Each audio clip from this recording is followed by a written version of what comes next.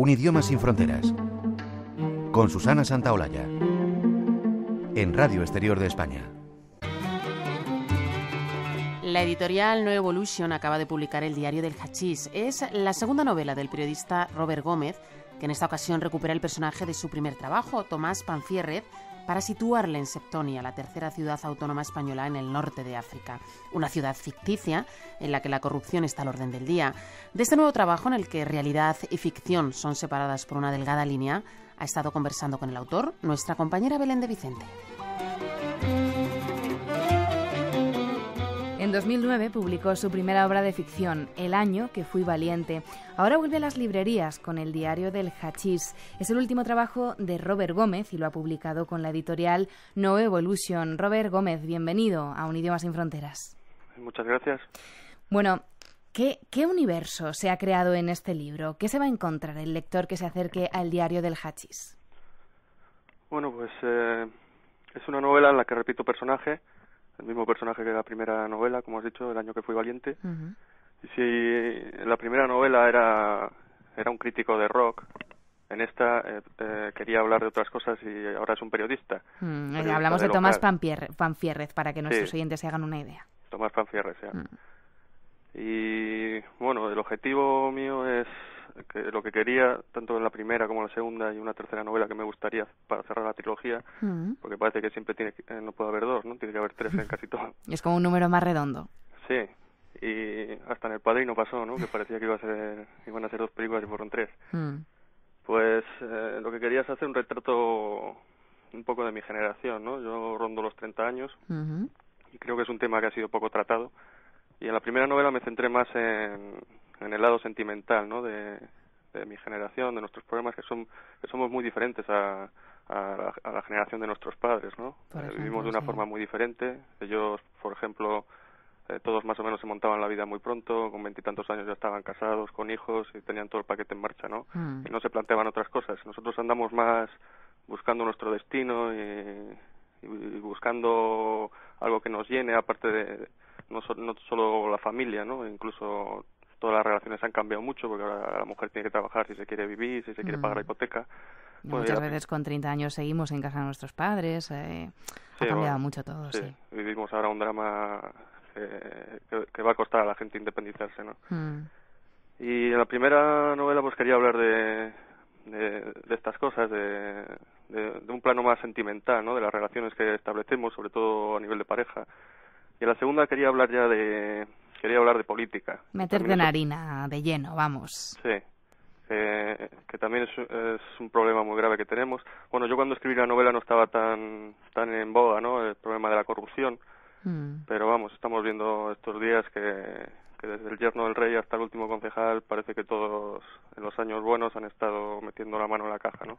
De hecho, en la portada del libro, que para los oyentes que no hayan tenido acceso a ella, pues les vamos a describir, eso es un cuaderno, hay unas cuantas papelinas, un bolígrafo, un cigarro y un encendedor, y debajo se afirma: la corrupción es parte del ser humano.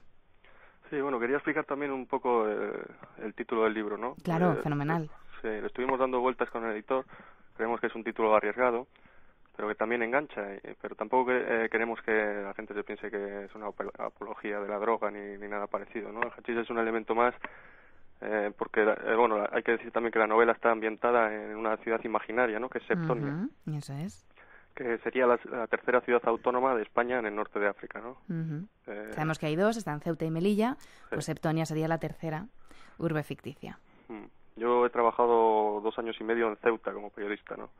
Y bueno, está un poco, o sea, inspirado en Ceuta y hay muchas situaciones que están claramente inspiradas en Ceuta, ¿no? Pero no quería que fuese Ceuta porque creo que eso me cortaría un poco a la hora de poder utilizar muchos recursos, ¿no? Quizá las alas, claro.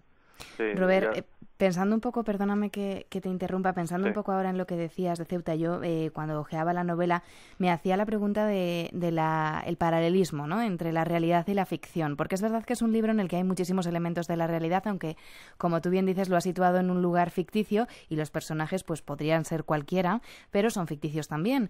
Entonces, sí me gustaría que nos comentases cómo ha sido esa relación, ¿no? Es el límite que has puesto entre la realidad y la ficción, porque es verdad que son temas que están muy en vogue, que están en boca de todo el mundo, pero ¿dónde te has cortado tú más a la hora de traducir la realidad a la ficción de este diario del hachís? Pues la verdad es que no me he cortado. No te has cortado nada. No, en lo que me apetecía que fuese muy fidedigno, he sido muy fidedigno, y en lo que no me apetecía, pues he hecho pura ficción, ¿no? Hay de todo, hay cosas que me han ocurrido tal y cual están en el libro, hay cosas que están inventadas, hay cosas que están inspiradas en cosas que les ha pasado a otra gente, ¿no? Pero la idea era esa, poner Septonia para tener las tres posibilidades, ¿no? Poder hacer la novela a mi gusto y poder hacer una trama que pudiese estar inspirada, pero que pudiese salir por donde yo quisiese, porque, por ejemplo, si fuese un relato de no ficción, yo creo que ahí ya te cortas un poco, más, ¿no? Claro. Porque hay muchas novelas, a mí me encantan, y películas como La red social o incluso El discurso del rey, pero que yo tengo mis reservas porque a la hora de dramatizar ciertos diálogos y cosas que nadie ha podido haber estado ahí para verlos, simplemente conocen la conclusión y a partir de ahí suponen ciertas cosas, incluso ves diálogos que son muy buenos que dices, esto no ha podido haberlo dicho así, ¿no? Claro.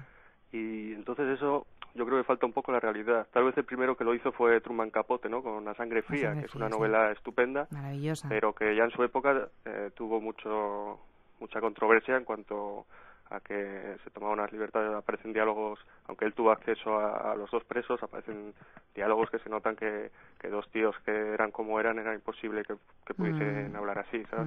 Desde luego Truman Capote era periodista también, como lo es Robert Gómez, y de hecho en esta novela se mete muchísimo en el mundo del periodismo porque el protagonista, Tomás Panfiérrez, lo es. Sí. Bueno, yo diría que el tema de la novela es la relación entre los medios de comunicación y el poder, e incluso de los ciudadanos con el poder, ¿no? Y cómo los medios de comunicación son un canal, ¿no? de comunicación entre los dos. Es muy crítica a este respecto, porque sí, absolutamente, es verdad. Lo que yo he visto dentro de los medios de comunicación difiere mucho de lo que debería ser un medio de comunicación en cuanto a su función social, ¿no? Siempre esa función de informar. Sí, la función de informar y de hacer cosas buenas, digamos, ¿no? Pero esto realmente no es así prácticamente en ningún medio. Todos los medios tienen sus intereses, que muchos son evidentes, y ya ni nos sorprende ver cosas que, o sea, ya no es manipulación, sino ya es intentar engañar al lector, ¿no? Sí, quizás tenemos una venda en los ojos, la sociedad, para muchas cosas que los medios de comunicación no hacemos correctamente. Es verdad que hay otras que se hacen bien, pero sí es cierto que tendríamos que hacer un examen de conciencia bastante interesante. Sería bueno que lo hiciésemos. Sí, pero ahí no tenemos ninguna culpa a los trabajadores, porque normalmente los trabajadores sí que yo me he encontrado con gente muy comprometida y gente con muchas ganas de hacer las cosas bien, pero luego ejercen unas presiones que al final la mayoría de los periodistas se tienen que autocensurar, ¿no? Porque saben que si no es trabajo en balde, que luego lo tienen que cambiar. Sí, no, esa concepción quizás del mundo de la comunicación, del periodismo, de los medios de comunicación como el cuarto poder al que aluden en muchas ocasiones muchos académicos. Sí, los medios de comunicación es un poder, es el cuarto poder realmente. Además se ve también el objetivo de los políticos por controlar el mayor número posible de medios de comunicación, ¿no? Si no mira a Berlusconi, o lo que pasa en Telemadrid, por ejemplo.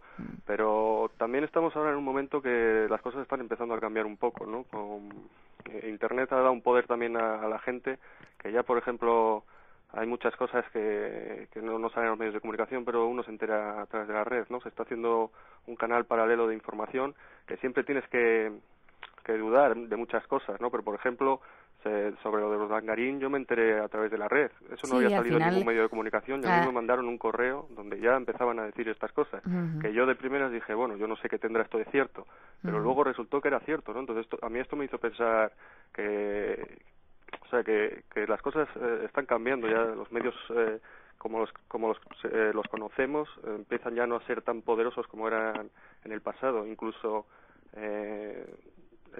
vídeos, por ejemplo, de los que ya no puedes dudar, ¿no? Cuando salen vídeos de cómo han reprimido manifestaciones del 15M o tal, la mayoría no eran grabados por las cámaras de los medios de comunicación que estaban allí, sino que eran grabados por la gente, y eran colgados, y luego esos medios de comunicación los reproducían, por ejemplo, en los telediarios, o con una calidad de imagen peor, ¿no? Pero eran pruebas claras de lo que pasaba allí, y salían antes en Internet que en los medios de comunicación. Sí, habituales. desde luego se ha demostrado que Internet es un medio de comunicación poderosísimo también porque da libertad y sobre todo da libertad al ciudadano de colgar cosas, pues lo que comentabas hace un momento, y de poder acceder a una información a la que antes solamente accedían los medios de comunicación, ¿no? Sí, pero que el problema era que la seleccionaban los medios de comunicación, ¿no? Lo que se llama la agenda informativa. Efectivamente. A mí me gustaría que nos definiese, si tuvieses que describirnos en 30 segunditos, cómo es el protagonista de esta novela, Tomás Panfiérrez, ¿qué dirías de él? Bueno, pues es un antihéroe, habría que decir. Es un personaje que anda un poco perdido, no acaba de encontrarse en el mundo y anda encadenando trabajos de un lado a otro. Bueno, eso es parte de su carácter también, pero bueno, también es parte de lo que nos ha tocado vivir, ¿no? Es difícil estar en un sitio y que te traten bien y que estés a gusto y no cambiar, ¿no? Y bueno, es un personaje con una moral un poco propia, que no se deja llevar por lo que sería... ¿Por los convencionalismos? Sí, por los convencionalismos o lo políticamente correcto. Es un personaje también que a veces en determinados momentos abusa de drogas o de alcohol. No sé qué más decirte, personaje. Tampoco queremos desvelar, Robert, el final de esta novela ni demasiadas cosas para que los lectores se animen a echar un vistazo y a leerse este Diario del Hachís, que es una novela muy ágil, con un claro paralelismo, como hemos contado, entre la ficción y la realidad. Robert, nos gusta cerrar las entrevistas de este programa con una pregunta, y es, ¿qué sensación te gustaría a ti como autor del libro que se quedasen los lectores después de haber cerrado las tapas de este Diario del Hachís que nos acabas de ofrecer? Bueno, pues me gustaría que se quedasen con una sonrisa.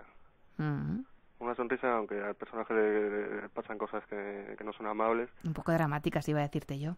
Sí, pero que se quedasen con una sonrisa, que les haya entretenido, que les haya divertido, que les haya hecho pensar. Eso te iba a decir, quizá que les haya hecho pensar también un poquito, ¿no? Sí, a mí me gustan las novelas que me hacen pensar o que me dan... una explicación de la realidad, ¿no?